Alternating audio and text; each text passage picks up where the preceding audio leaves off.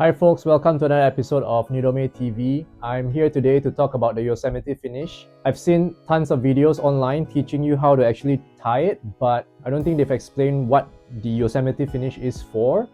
I think that's really important to understand the why. So why the Yosemite Finish? Okay, imagine you've just spent 40 minutes projecting a route and you're super pumped. You've taken like 5 whippers over and over and over, and your figure of 8 just gets so tight and constricted. You come down the route and you're still all pumped, and you try to undo your rope and it's almost impossible. You pull out your carabiner, you try to hook it, you try to push it, it's not moving, it's still stuck so badly. You get your belayer over to actually help you and still no luck. And guess what? The other party is waiting to climb that route after waiting for you for 40 minutes. Obviously, you can still pull your rope down from the route, but then you still have to deal with your figure of 8 that's stuck. So good news, this entire scenario can be totally avoided with the Yosemite Finish. Some of the other knots like the bowline also apply the Yosemite Finish as well, but today we're just going to focus on the figure of 8. A big disclaimer here, you can actually learn this and follow this at your own risk. I'm just gonna put this out there up front that this is by no means a professional advice, or I'm not a qualified instructor by any way. I'm just a regular climber. I love climbing, and this has actually helped me over the years, and that's why I'm sharing it with you, because I think the benefit of knowing how to tie the Yosemite Finish is enough reason to actually learn it. I first learned this from my instructor, and I didn't know it was actually called the Yosemite Finish. I learned it and I applied it because I understood how the figure of 8 knot works, and I've been doing it for years. The purpose of the figure of 8 knot is obviously an easy way to do your body check before you start climbing. Obviously, if you look at something like this, you're gonna be like, what the hell is this thing? You can see the semblance of the figure of 8 right there, both on the front and the back, and you just have this thing that goes across into the figure of 8. Another reason why I want to actually share this is because if you're an experienced climber, you look at this, you would roughly be able to tell what's going on just by looking at the front and back. Understanding what this is, if more people were to actually apply the Yosemite Finish, I guess that would actually help the climbing community, because they are a little bit more familiar with what it is. And some of you might say, like, you're just going to confuse your belayer. Well, I would say yes and no. If you're an experienced climber, you would actually be able to understand what's going on just by taking a look at this. And likewise, if you look at a bowline knot, for example, and if you're not familiar with the bowline knot, there's no way that you can actually ensure that your buddy is actually doing the right thing before he starts climbing. So besides saving you energy and time, being able to tie the Yosemite Finish is also going to save you some money, because in Japan, I've noticed a lot of climbers using a device that actually helps prevent the figure of 8 from being stuck. I think it's called the O-key, O-K-E-Y, O-key. I think it was invented by a German guy called L.B. Schneider, and it's actually the same guy who invented the belay glasses, interestingly.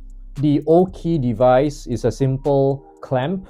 I don't have it with me, obviously. The reason for, doing the Yosemite Finish is so that I don't actually have to spend money buying a separate product like that. I'm gonna simulate by using this clothes pack here. So what the O-key actually does is it maintains a gap between your rope and your figure of 8. So a gap like this, you just kind of clamp it between that gap like so. And then you kind of tighten your rope as you dress it up nicely. And with that device being inserted into that gap, what it does is that it helps maintain that gap when you take a fall, and when you actually load on your figure of 8 like so, that gap remains. And when you come down from the route and you're gonna untie yourself, you remove that O-key device and you can still see that gap right there. And with that gap, what this does is that it actually allows you to untie your knot easily and effortlessly. All you need is just that gap. So that kind of explains how the Yosemite Finish works in a nutshell. It's the same thing that you're trying to achieve, which is to actually create that gap right there. So I'm all harnessed up here. As you can see, I'm gonna change the camera to a first-person POV, so that way you can actually understand better what's going on and it's easier for you to learn how to actually tie the figure of 8 with a Yosemite finish. I'll be highlighting 3 things. The first one is how to tie the figure of 8 in the correct way. You're gonna be able to untie your knot, your figure of 8 knot fairly easily, just the basic figure of 8 knot itself. But sometimes if you take massive whippers, or if you're projecting once again, you fall and it gets really constricted. And especially if you're a heavy climber, sometimes it's still a bit challenging. So that's where the Yosemite finish comes in. So the second thing I'm going to highlight is to do the proper Yosemite finish. And lastly, I'm going to show you the way I do it, which is I would say the most straightforward method. Alright folks, before we actually go into the Yosemite finish, we obviously need to tie a figure of 8, and the method I'm going to apply today is called the Ninja method. It's coined by a YouTuber, and I recommend you watching the full video because it explains why this method is the best method when it comes to tying the figure of 8. I'm going to link that in the description below. So you take shoulder lengths worth of rope, and with your left hand here, what you want to do is you want to turn it outwards once and twice. Okay, with that, put the other end through it, and then you have the first figure of 8 like so. And what you want to do is take this end and you just want to put it through your harness, and bottom up is the way to go. Alright, so you go through that 2 loops there, and what you want to do is you want to pull it really close to the end, as close as possible, because you don't want to create a huge gap like this, when it's done, which is like too big. You're not supposed to be bigger than your fist. So anyway, pull it close to you.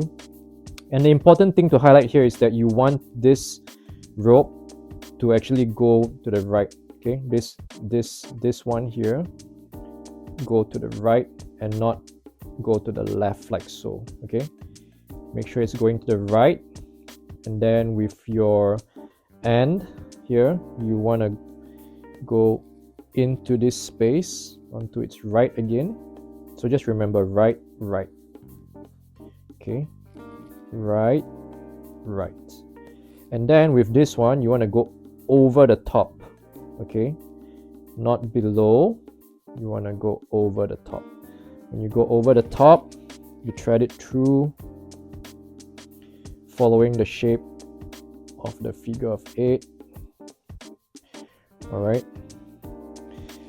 and then with this end, you want to go through there, obviously, following the figure of 8 again, and then you just squeeze it a bit, and there you have it, a very neat and tidy figure of 8 as per the Ninja method. Okay, once you have your figure of 8 knot like so, you take the tail end, and this will actually help you create the Yosemite finish. So the first step is to actually create a small gap here. As I've mentioned earlier, this gap is what prevents the rope from getting stuck. So you take this tail end, what you want to do is go under and over.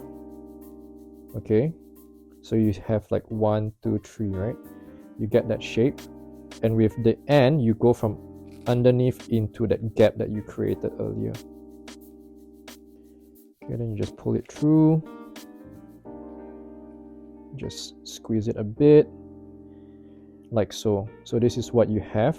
Again, you have 1, 2, 3, and I'll show you the other side. It looks like this. Alright, so when you fall, I'm just gonna simulate that by just tugging on this part really tight.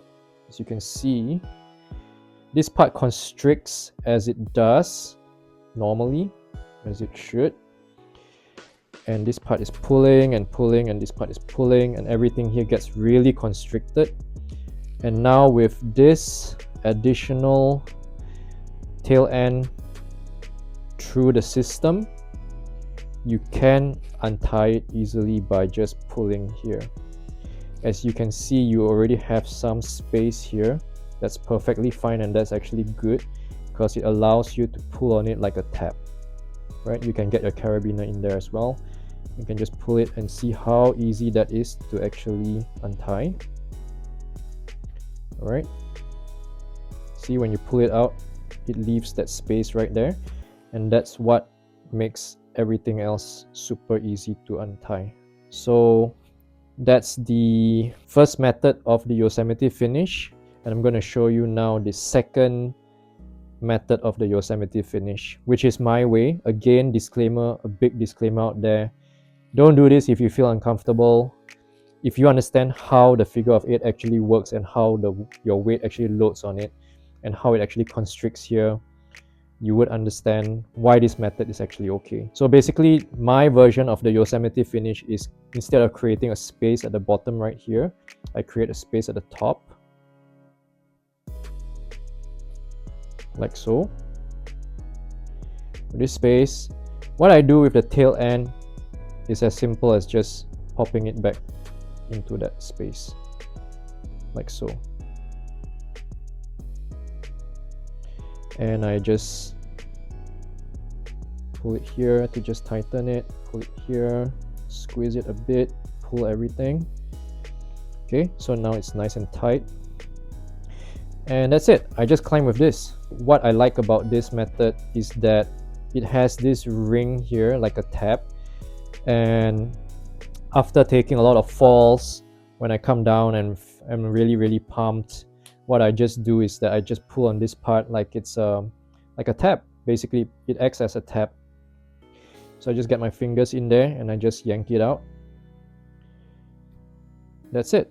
Again, with that space right there, the rest of it is easy peasy. It saves you time, energy of course, and it also saves you money because you don't need any additional device. You're just using the rope as a solution itself. Again, do this based on your understanding of what's going on. Apply your common sense. It is your life, your responsibility, your decision at the end of the day. I hope it has been useful. It's really a lifesaver for me, especially when I'm coming down from hard routes projecting. The ability to just remove the rope immediately. The main thing is to actually make your life easier, not just you, but for your belayer as well. So you guys can actually, untie and pull the rope down and hop off the route and give everyone else a chance to actually climb as well. Do what you're confident with. Apply this only if you understand what's going on. The intention is to share something that I find really beneficial. And if you're not going to actually apply this method for your figure of 8, well, at least you understand what's going on when you see someone else doing the Yosemite Finish. I'm really excited to create a bunch more videos that's totally related to climbing, more from the mental aspect of things, like how to deal with fear. I've been suffering from the fear of falling when it comes to lead climbing for about 2 years, and I finally was able to overcome that fear. Not totally, but I would say 90% of it, and it boils down to just one thing. So I'm gonna create a video on that topic, and I think that's really gonna help a lot of folks as well. Do hit that subscribe button. It really helps this channel out a lot. Climb safe, folks. Helmet on as always. I'll see you in the next one. Take care.